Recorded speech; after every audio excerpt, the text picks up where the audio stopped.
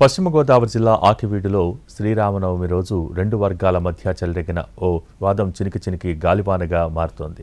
రామాలయ నిర్మాణాన్ని చేపట్టాలంటూ చెలో ఆకివీడికి హిందూ సంఘాలు పిలుపు ఇవ్వడంతో పోలీసులు అలర్ట్ అయ్యారు.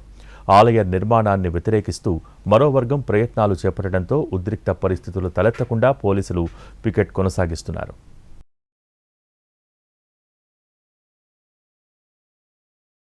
ఆకివీడు వ్యాప్తంగా పోలీస్ పహారా కొనసాగుతోంది. శ్రీరామనవమి రోజు రాష్ట్ర డిప్యూటీ స్పీకర్ ఆకివీడు పెద్దపేట రామాలయాన్ని సందర్శించిన సమయంలో ఇరు వర్గాల మధ్య ఘర్షణ చోటు చేసుకుంది.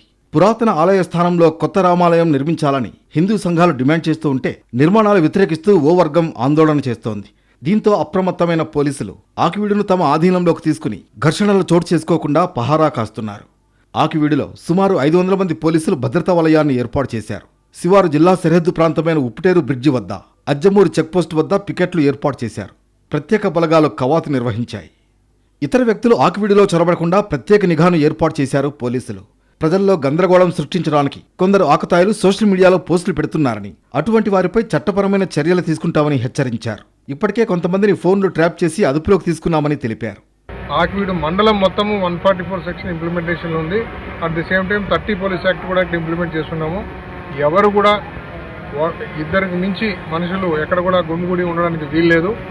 ఆకతాయిలు దీనంతా వాట్సాప్లో కొన్ని క్రియేట్ చేశారు. వాళ్ళు ఎవరో కూడా మేము మొత్తం ట్రేస్ చేశాము. వాళ్ళ మీద ఖచ్చితంగా చట్ట ప్రకారంగా ఏం చర్య తీసుకోవాలో ఆ చర్య తీసుకుంటున్నాము. ఆల్రెడీ కొంతమంది చర్య కూడా తీసుకున్నాము. సో అప్పుడు జరిగిన సంఘటన దానికి సంబంధించి మనం 41 మందిని అరెస్ట్ చేసి రిమాండ్ పంపించడం జరిగింది. పలు హిందూ సంఘాలు ఆ ప్రాంతానికి చేరుకునేందుకు ప్రయత్నించడంతో పోలీసులు వారిని అడ్డుకున్నారు. శ్రీరామనవమి రోజు చోటు చేసుకున్న ఘటనలో ఇప్పటికే 57 మందిపై కేసులు నమోదయ్యాయి. ఇందులో కొంతమంది పరారీలో ఉండడంతో వారి కోసం పోలీసులు గాలింపు చేపట్టారు.